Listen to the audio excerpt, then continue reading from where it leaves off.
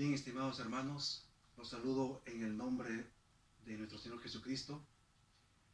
Hoy sábado 9 de mayo vamos a tocar el estudio número 46. Pablo es enviado a Roma. Esto está basado en todo el capítulo 27 de Hechos de los Apóstoles. Ya estamos en el último tramo de la cuarentena, ¿no? Una vez dije de que 40 días y 40 noches tuvo Jesús, una cuarentena en el desierto, ¿no? Lo cual fue definitivo para que su ministerio sea un éxito que duró aproximadamente 3 años a 3 años y medio, ¿no? Eso también ha servido en el plan de Dios, ha servido para la iglesia, para reflexionar, para cargarnos del Espíritu Santo, orando todas las noticias que nos ha acontecido, todos los acontecimientos, nos ha hecho orar, ¿no? A muchos les ha hecho ayunar, reflexionar, ¿no? Y en todo el mundo, muchos se van a bautizar, muchos se han decidido a seguir al Señor. ¿Por qué? Porque en estas semanas, así como Jesús venció en las 3 tentaciones, ¿no? A base de oración y con la palabra de Dios, también nosotros con oración y con la palabra de Dios podemos vencer cualquier obstáculo. Empecemos. Estas 10 preguntas o 10 partes de este estudio lo vamos a simplificar en 5 partes, en 5 contenidos. La primera es de 27 de 1 al 8. Dice así: cuando se decidió que habíamos de navegar para Italia, entregaron a Pablo y a algunos otros presos a un centurión llamado Julio, de la compañía Augusta. Y embarcándonos en una nave adramitena que iba a tocar los puertos de Asia, zarpamos, estando con nosotros Aristarco, macedonio de Tesalónica. Al otro día llegamos a Sidón, y Julio, tratando humanamente a Pablo, le permitió que fuese a los amigos para ser atendido por ellos.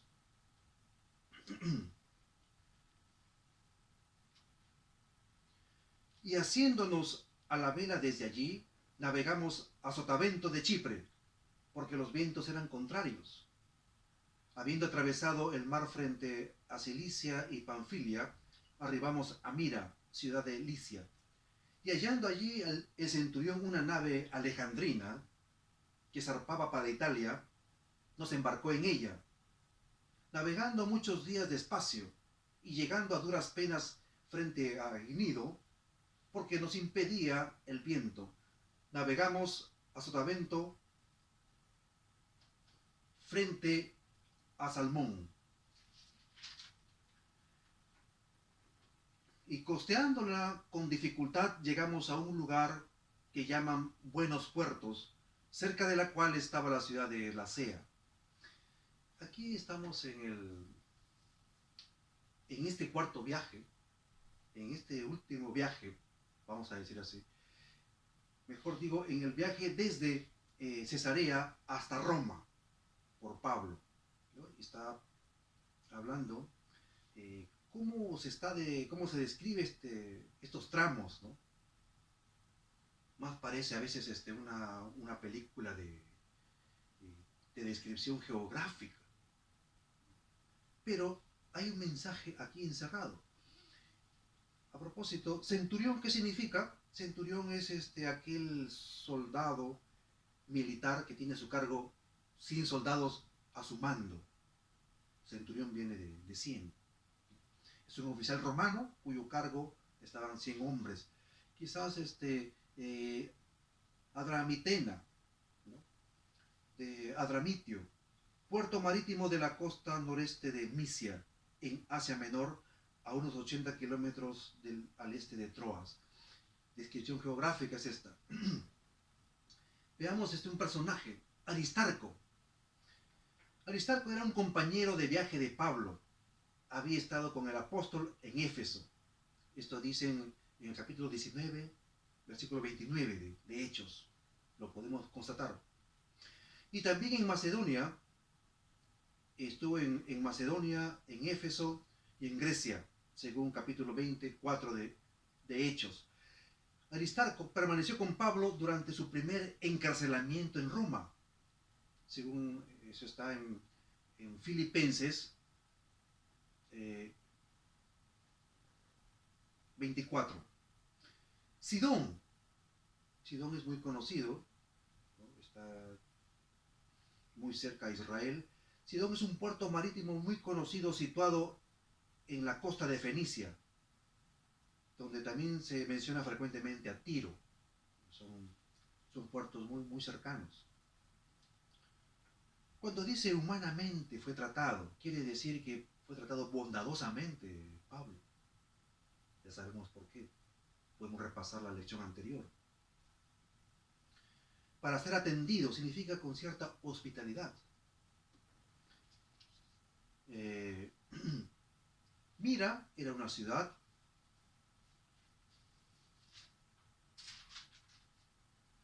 también Buenos Puertos es un lugar que está ya en Creta, ¿no? En el mar Mediterráneo que conocemos. Está Chipre, más cerca a Israel, y más alejado está Creta. Allí está Buenos Puertos, es un nombre que se le da a este puerto. Esta localidad no se menciona en ningún pasaje de los escritos de la época, pero aún tiene el mismo nombre. Está en la costa sur de Creta, a unos 8 kilómetros al este del cabo de Matala. Una descripción geográfica, como dijimos. Avancemos un poco más. El capítulo 27, del 9 hasta el 20. Y habiendo, dice así la palabra de Dios, y habiendo pasado mucho tiempo, y saliendo, y siendo ya peligrosa la navegación, por haber pasado ya el ayuno, Pablo les amonestaba diciéndoles: varones, veo que la navegación va a ser con perjuicio y mucha pérdida, no solo del cargamento y de la nave, sino también de nuestras personas. Pero el centurión daba más crédito al piloto y al patrón de la nave que lo que decía Pablo. Y siendo incómodo el puerto para invernar, la mayoría acordó zarpar también de allí, por si pudiesen arribar a Fenice, puerto de Creta, que mira al noreste y sudeste, e invernar allí. Y soplando una brisa del sur, pareciéndoles que ya tenían lo que deseaban, levaron anclas e iban costeando Creta, la isla de Creta. Pero no mucho después dio contra la nave un viento huracanado llamado Euroclidón. Y siendo arrebatada la nave y no pudiendo poner proa al viento, nos abandonamos a él y nos dejamos llevar. Y habiendo corrido a sotavento de una pequeña isla llamada Clauda, con dificultad pudimos recoger el esquife.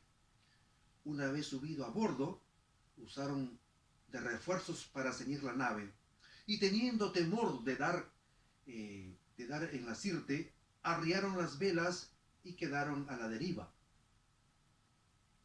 Pero siendo combatidos por una furiosa tempestad, al siguiente día empezaron a alijar. Luego explicamos. Y al tercer día, con nuestras propias manos, arrojamos los aparejos de la nave. Y no apareciendo ni sol ni estrellas por muchos días, y acosados por la tempestad no pequeña, ya habíamos perdido toda esperanza de salvarnos.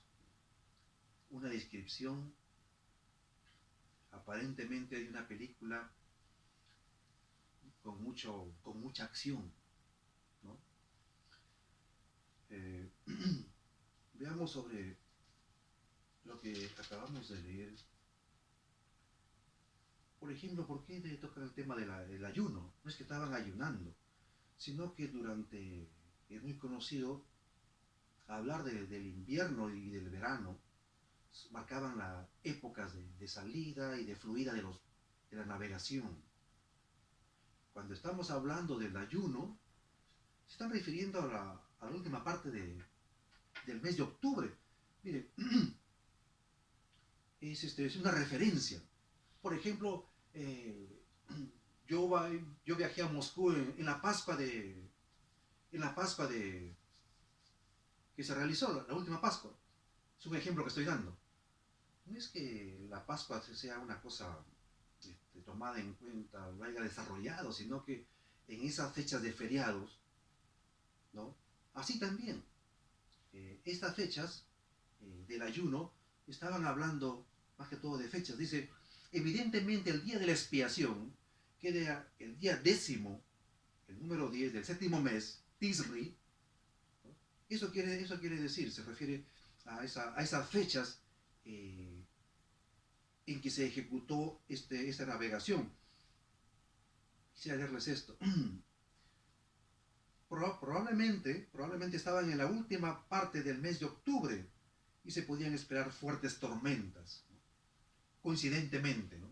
Por esas fechas, era un referente muy especial, por lo mismo que conocemos nosotros, ¿no?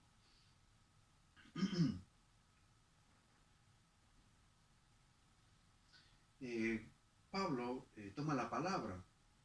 La percepción que Pablo tenía del peligro no era esto de una visión en este caso, sino que él era un viajero, era un evangelio empedernido, apasionado por el mensaje de salvación a las almas. Había pasado naufragios y toda esta película de ciencia ficción, pero no es así, fue una realidad histórica que esto ocurrió en el año 60 a 61 del primer siglo. En esas 3 primeras décadas después de la muerte de Cristo, explotó como una dinamita desde Jerusalén a toda Europa y parte del Asia el Evangelio. Se debe a hombres apasionados como Pablo, eh, cuando, así como muchos investigadores, ¿no? Hacen un gran sacrificio, viajan a otros lugares por saber una verdad, por investigar, y así muchos se sacrifican por mucho más este sacrificio divino que tuvo Pablo, ¿no? Por un mensaje de dar a conocer, un mensaje nuevo en este primer siglo, pocos años después de la resurrección de Jesucristo. Entonces él conocía ya las fechas, las temporadas, era familiarizado con los acontecimientos, con naufragios y huracanes. Eso es lo que tuvo que padecer este hombre de Dios.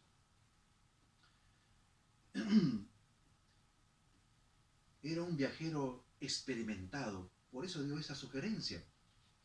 Pero dijo, en cuanto a esto de perjuicio y mucha pérdida, evidentemente Pablo se había ganado el respeto de los que conducían la nave, pues se sentía libre de dar un consejo.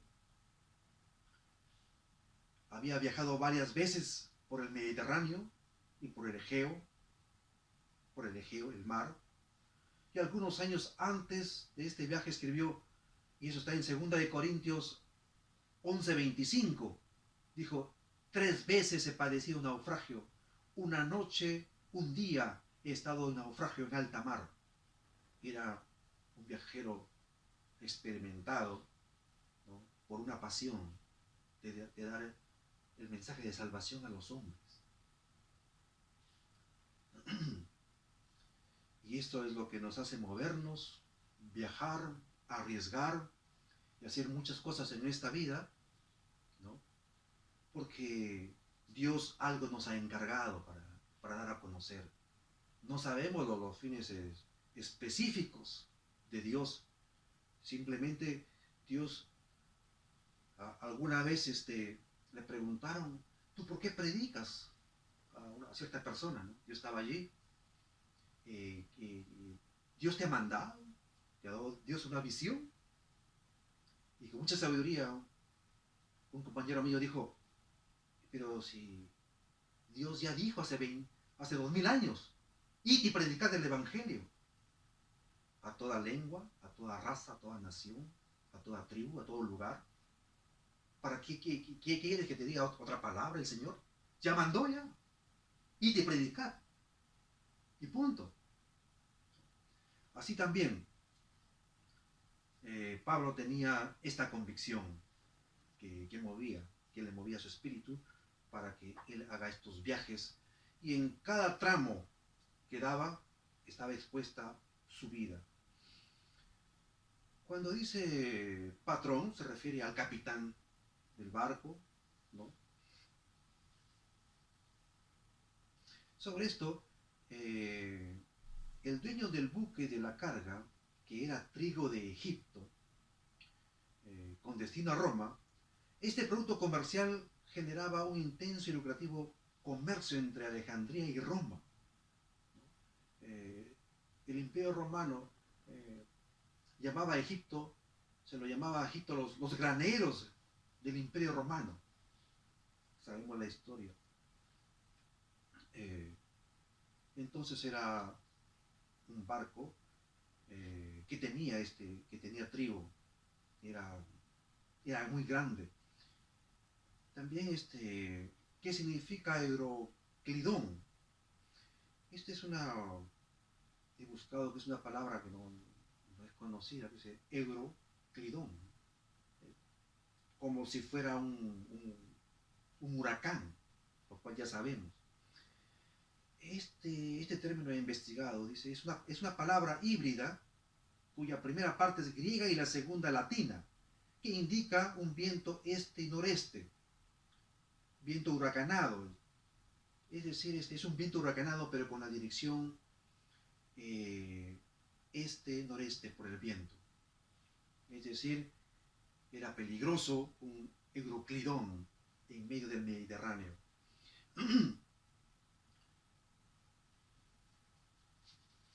También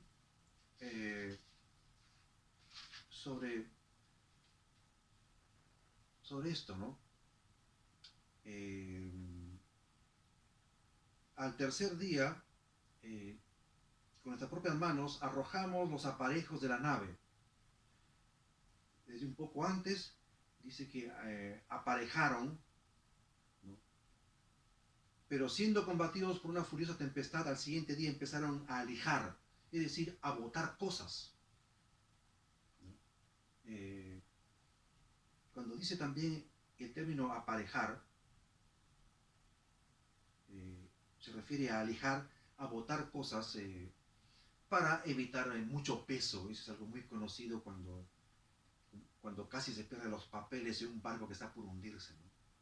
Después vamos a ver queriendo alijar más hasta qué cosa iban a hacer. Ya llegamos ahí, vamos a llegar ahí. Ahora del 21 en adelante, sigamos.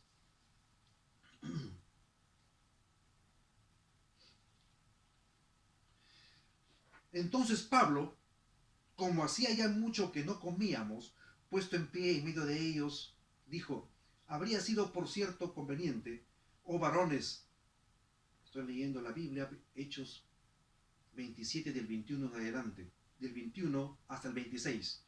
Pablo dijo, habría sido por cierto conveniente, oh varones, haberme oído y no zarpar de Creta tan solo para recibir este perjuicio y pérdida. Pero ahora os exhorto a tener buen ánimo. Este es el versículo motivador. Miren la exhortación.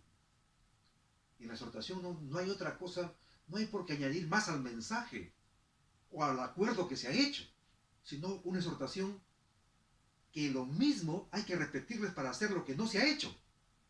Dice acá, pero ahora os exhorto a tener buen ánimo, porque no queda otra cosa, seguir adelante. Os exhorto a tener buen ánimo, pues no habrá ninguna pérdida, no habrá ninguna pérdida de vida entre ustedes, sino solamente de la nave. Una exhortación con esperanza en este caso. Porque esta noche, ¿por qué? Ahora, esta exhortación no es de Pablo, sino es de Dios. Le da esa exhortación de que tengan ánimo.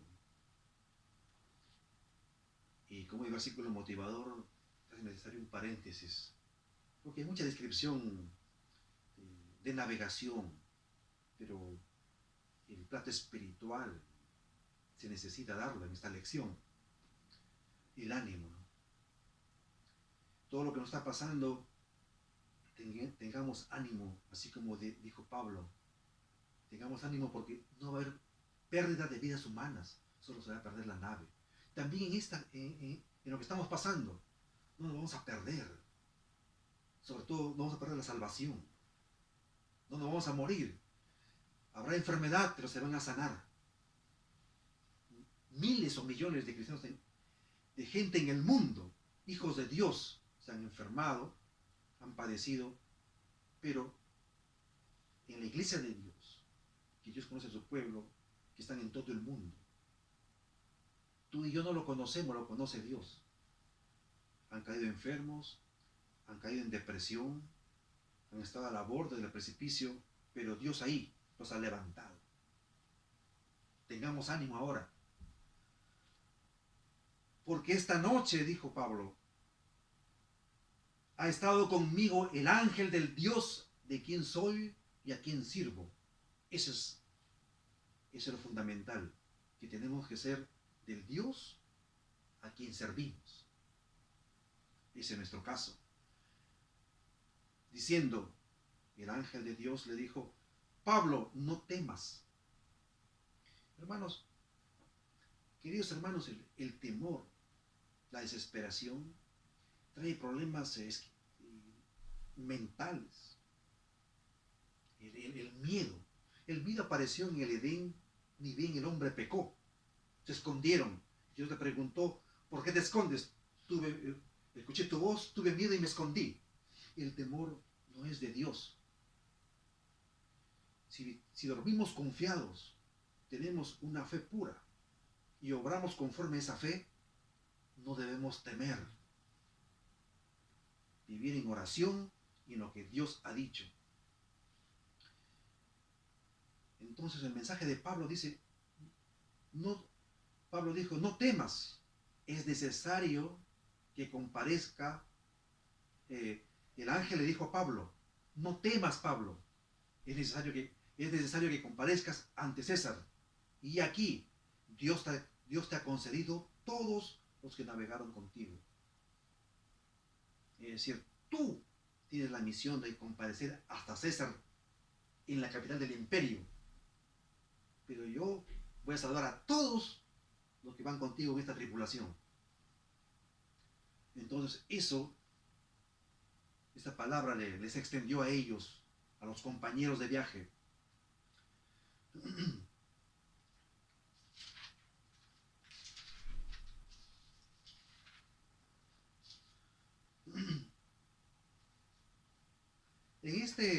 Cuando dice que comparezcas ante el César, era una renovación de la promesa anterior del capítulo 23, 11. Que desde entonces había sostenido el apóstol.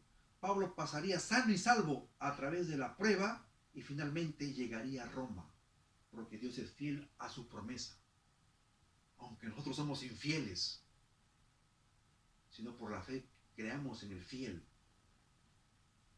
Porque nosotros nos va a ir bien debido a Él, no a ti y no debido a mí, sino no perdamos la fe en la promesa que Él nos ha dado. ¿Y cuántos dicen amén ahora? Gloria a Dios, gloria a Dios. También dijo en el versículo 25,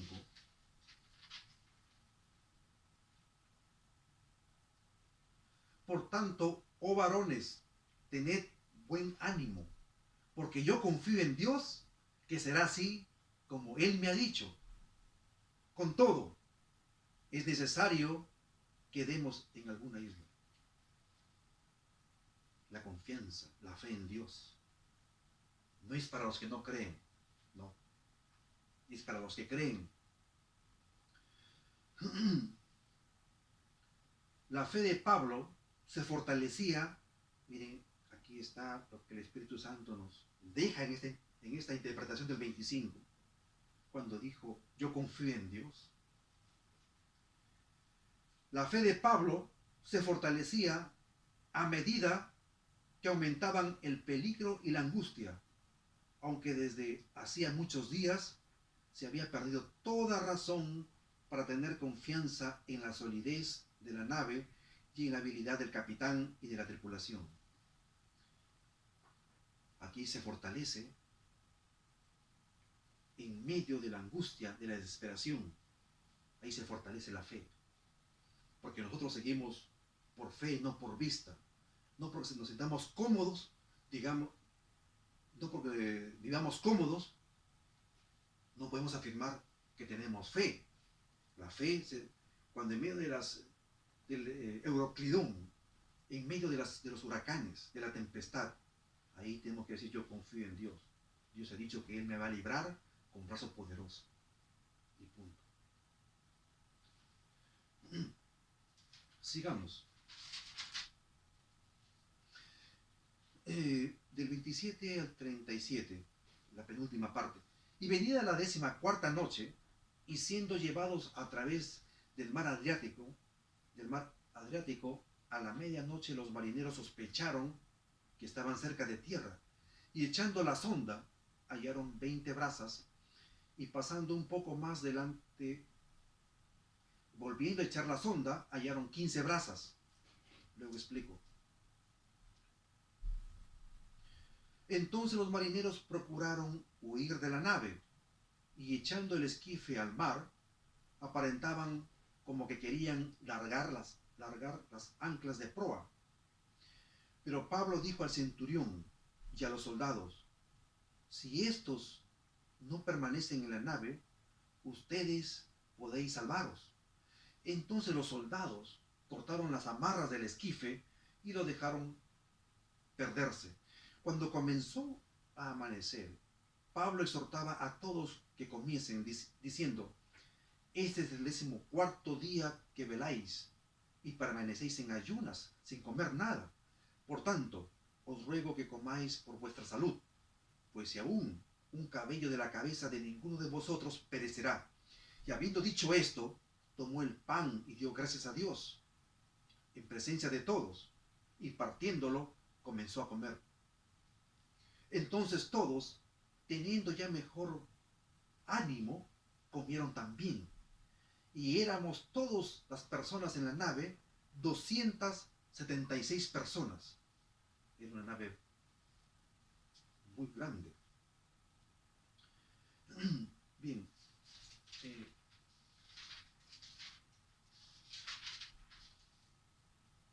Sobre la nave, cuando dijeron, pues, cuando dice aquí que aligeraron la nave,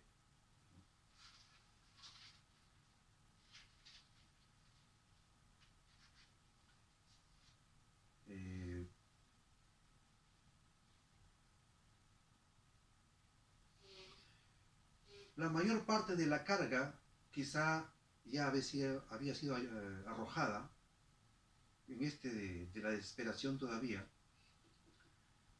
a pesar que no debemos de dejar de decir que tengamos buen ánimo y sean como yo, le decía Pablo, en otras palabras, porque le dijo, yo confío en Dios, así dijo él.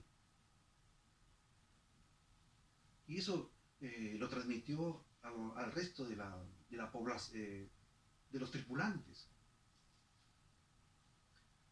Los aparejos, los enseres que no se necesita mucho, fueron reducidos al mínimo. También se había eliminado todo lo que estaba sobre la cubierta y en los depósitos de la nave. Se lo había tirado al mar para aligerar, eso quiere decir. Ahora se hizo lo mismo con lo que había quedado de la carga y con el alimento sobrante. Y en el 38,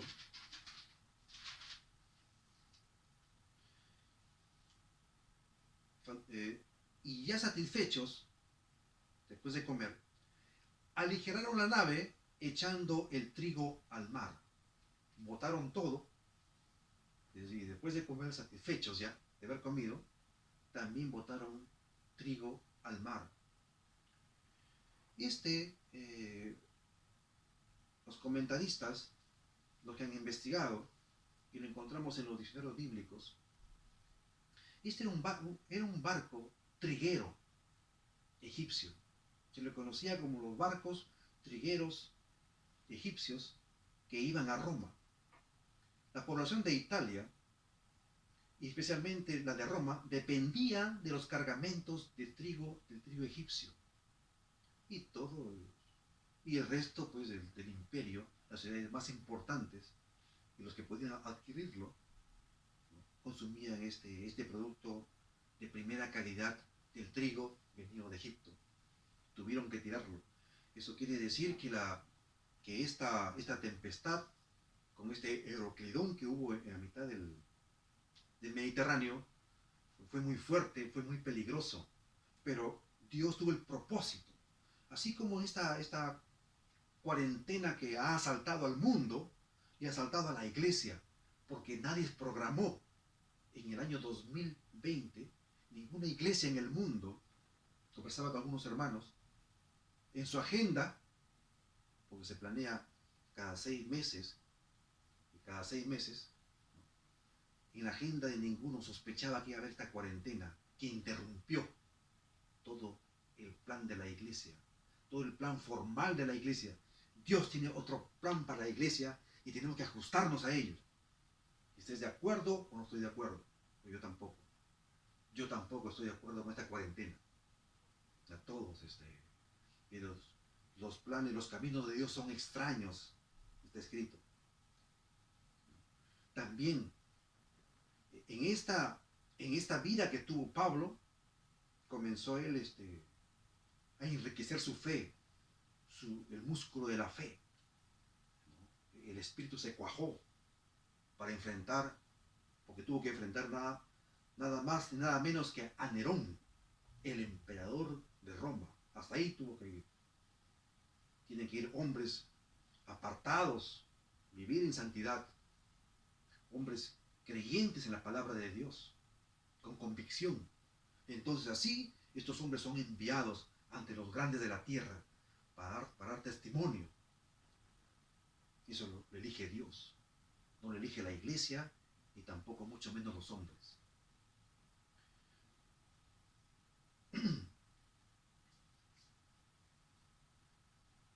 Bien. Vamos a entrar al último tramo. Versículo 39 hasta el 44 del capítulo 27. Cuando se hizo de día, no reconocían la tierra, pero veían una ensenada que tenía playa, en la cual acordaron varar si pudiesen la nave. Cortando pues las anclas, las dejaron en el mar, largando también las amarras del timón, e izada al viento la vela de proa, enfilaron hacia la playa. Pero dando en un lugar de 2 aguas, hicieron encallar la nave, y la proa, hincada, quedó inmóvil, y la popa se abría con la violencia del mar. Imagínense. Entonces los soldados acordaron matar a los presos, dijeron ellos, porque hay que seguir aligerando, hay que seguir botando. El 42 dice, entonces los soldados, porque llevaban a prisioneros, uno de ellos era Pablo, acordaron matar a los presos para que ninguno se fugase nadando. Esa es la típica medida que a lo largo de la historia, cuando iban presos políticos, presos de guerra o por delincuencia común, siempre ha habido tempestades y se los aligeraba la nave matándolos a los presos.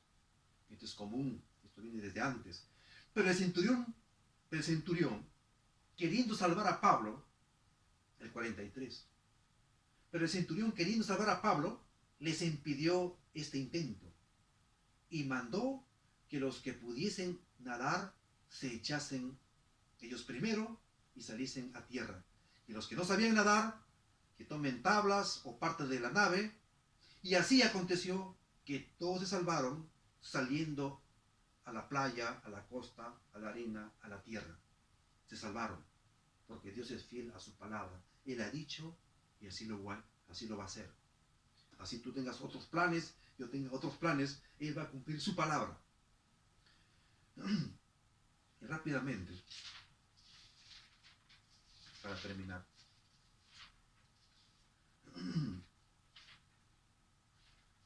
Bueno, la descripción de esto, pues, de la proa, ¿no? La proa es la parte delantera, la popa la parte trasera del barco, ¿no? La proa se hincó, se clavó, y la popa lo partió el mar por el bramido, ¿no? Por la fuerza de las aguas, por la fuerza del suelo lo partió, imagínense. Vamos a este comentario. Entonces echaron las anclas. ¿Y qué quería decir? Cuando dice matar a los presos, ya me adelanté comentando, para aligerar, hay que botar lo que no vale, entonces, y los presos, para ellos, los soldados acordaron entre sí, y lo más lógico, y estaban acostumbrados a hacerlo. Pero el centurión, que estaba a cargo de los soldados, queriendo salvar a Pablo, el centurión respetaba mucho a Pablo y a sus compañeros de viaje, y también sabía que todos los que estaban a bordo debían su vida a Pablo, por lo que les dijo. Los que pudieron nadar se tiraron porque porque este barco, un poquito, el 39, se hizo de día y no reconocían la tierra, pero veían una ensenada que tenía playa. Veía el diccionario, la ensenada es que tiene una forma de un seno, es una bahía pequeña y estrecha. No es un golfo, sino es como una punta pero de agua estrecha. Dice que se llama ensenada, que tenía playa, en la cual acordaron varar y si pudieran la nave. Bueno, ahora si pasemos a esto. Y de ahí pues los que sepan nadar y los que no tomen cualquier cosa, el hecho de que se salvaron. Pero no quiero adelantarme. Ninguno pereció de acuerdo. ¿Y por qué no perecieron? ¿Por qué no perecieron? ¿Porque sabían nadar? ¿O porque había una especie de esquifes pequeños? Porque esquifes son botecitos como salvavidas o tablas. ¿O porque se les dijo, se salvaron porque Pablo le dijo, tengan ánimo, vamos a vivir? No es eso tampoco. Es por el plan de Dios que dijo, en la noche que el ángel de Dios se le apareció a Pablo, le dijo, tú vas a comparecer a César y ahí vas a llegar. No solamente tú, sino todos los que están en esa tripulación. Es la promesa. Aunque no veamos esquifes, salvavidas, aunque no sepamos nadar, Dios ha dicho que vamos a vivir eternamente. Dios ha dicho que si tú le crees, aunque esté enfermo, está muerto, vivirá. Tú sueltas, Él es Jehová Rafa, el que suelta la sanidad sobre los cuerpos y se resucitan. Que este estudio 46, este sábado, sirva para en esta parte de finiquitar la cuarentena. Copiémonos de Jesús, del apóstol Pablo, para salir refinados. Cambiar esta vieja vida. Focalizarnos en Jesucristo, que Él ha hecho todo, eso sí, Él ha hecho todo. Pero tú y yo no hemos hecho nada, porque no nos exige para salvarnos. Pero sí, su Espíritu Santo nos impele a naufragar, como dijo Pablo, ¿no? A soportar, a tomar nuestra cruz, porque Jesús dijo, toma tu cruz y sígueme. Muchos han tomado la cruz y se han ido a donde ellos han querido, sufriendo. Y no es así. Tú tienes que tomar la cruz y seguir a Jesús, completo. Y hablaremos sobre esto también.